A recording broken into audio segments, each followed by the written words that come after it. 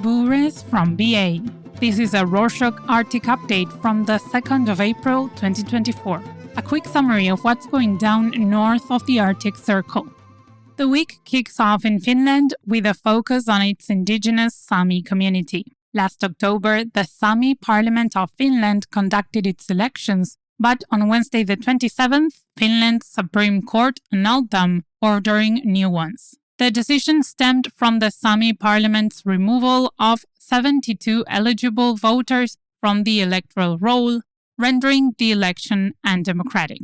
Reacting strongly, the parliament accused Finland of violating their human rights by annulling their election. They assert that the individuals removed were not Sami and thus ineligible to vote, accusing Finland of manipulating the electoral roll to undermine Sami representation. While new elections are imminent, it remains uncertain whether the Sami Parliament will contest the Supreme Court's ruling. Speaking of indigenous rights being violated, the consequences of Greenland's spiral case continue. The spiral case involves a period in the 1970s where the Danish government forced almost 5,000 women and girls to be surgically fitted with a contraceptive device. A group of 150 women sued the Danish government last month, and on Friday the 29th, the Greenlandic Gender Equality Minister publicly urged the Danish government to visit Greenland and meet some of the affected women. This invitation has been extended several times before without response. Greenland's government will launch its own investigation in April in an effort to speed up an answer and get justice for the surviving women.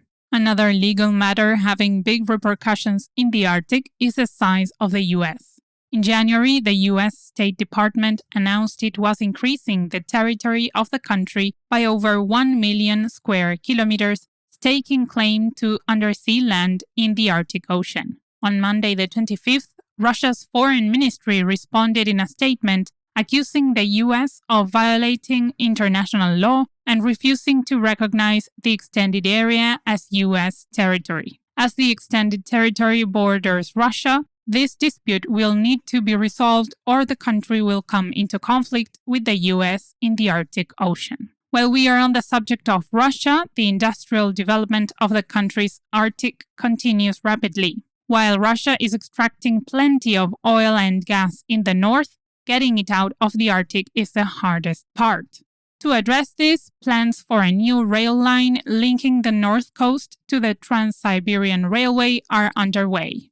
Gennady Guselnikov, the head of the Siberian Federal District's Inter-Regional Association, revealed to the Russian state news agency TASS on Wednesday the 27th that the projected cost of this railway is nearly $90 billion.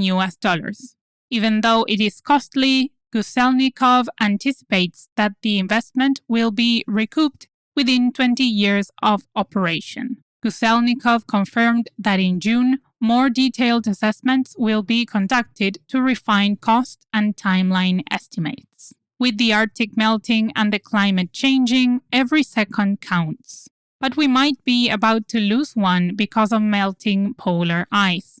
A study published on Wednesday the 27th in the scientific journal Nature found that as polar ice melts, it slows down the rotation of the Earth. Because we measure time based on the Earth's movement, this means that within the next few years, humans will need to adjust clocks worldwide to remove a second. This has never been done before, and it may have severe consequences, as many complex computer systems worldwide will need to be synchronized. Moving to Alaska, State Senator Dan Sullivan announced on Monday the 25th that Alaska has secured $125 million of federal funding to purchase a new large icebreaker vessel for the Coast Guard to operate in the Arctic. The U.S. only operates a single large icebreaker currently, while Russia has 55 running. Being the dominant Arctic nation will require a strong naval presence, and with China building its own icebreaker fleet, this marks a long overdue step toward the US building a competitive Arctic marine presence. As Alaska and the whole Arctic change, many indigenous people are losing their homes, livelihoods, and even their languages. As reported by the Alaska Beacon on Tuesday the 26th, indigenous tribes in Alaska are seeing their languages disappear due to climate change. For example, Gwich'in people used the term Luk Chu Zri for July, which means the month of King Salmon. But this fish has become almost extinct in Alaska, so the term has become meaningless and the tribe may need to change the term for July. To combat this kind of language loss, the state project Language Access will compile a glossary of native Alaskan words that are under threat from climate change. The aim of the program is to keep these endangered languages and cultures alive even as their environment disappears. In Tribal Alaskan Updates on Tuesday the 26th, the North Pacific Fishery Management Council received a nomination for a new board member, conservation advocate Becca Robbins Gisclair.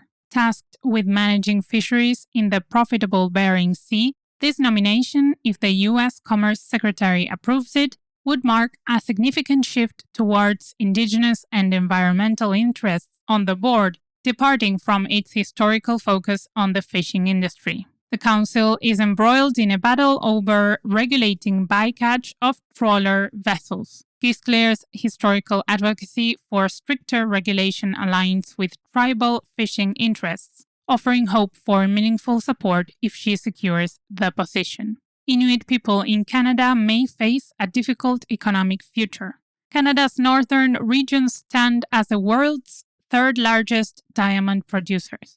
Typically, winter sees the construction of ice roads for mine access, but Reuters reported on Friday the 30th that the Tli-Kowau government is restricting travel to certain diamond mines as their ice road has become unstable amidst warm weather. This underscores the ambitious yet challenging nature of mining in the Arctic. According to the territorial governments, Canada's 3 largest diamond mines are due to close by 2030 as they are nearing full depletion. Given that these mines contribute over a quarter of the GDP of Arctic Canada and warming climates are increasingly hindering access, there are concerning indicators for the economic future of Canada's north.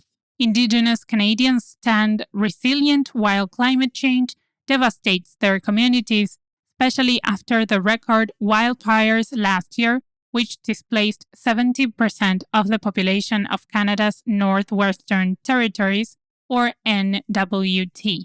In an effort to help their disaster recovery, the federal government announced on Tuesday the 26th the allocation of about $11 million to 27 indigenous governments and organizations in the NWT. These funds are specifically tailored to address unmet needs like temporary shelter and sustenance. The funding will assist those who were unable to receive funding from previous recovery programs. In other news, on Thursday the 28th, a Norwegian Coast Guard vessel caught a rare and beautiful sight, a polar bear mother with 3 cubs walking across the sea ice.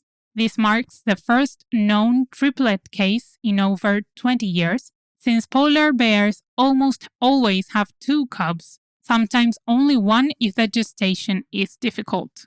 Even better is that the video footage shows all 3 cubs looking big and healthy. It's a wonderful and hopeful sight for the endangered species. To watch the video, follow the link in the show notes. And to close this edition, in European football, the Arctic nations have never been very successful, but they usually put up a fight at least. Things hit a new low on Wednesday the 27th when the final qualification matches for the European Football Championships took place. The last hope for an Arctic representative was Iceland, but they lost to Ukraine, meaning every Arctic country has been either eliminated or disqualified. The upcoming summer tournament will be the first without an Arctic nation competing since 1984. The northern nations may need to wait until the Summer Olympics to make a name for themselves in the international arena. And that's it for this week.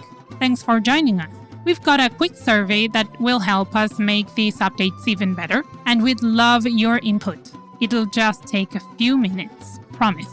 We get it, you might be thinking, I'm taking a shower, or I'm behind the wheel, or you keep talking about these show notes and I don't even know what they are.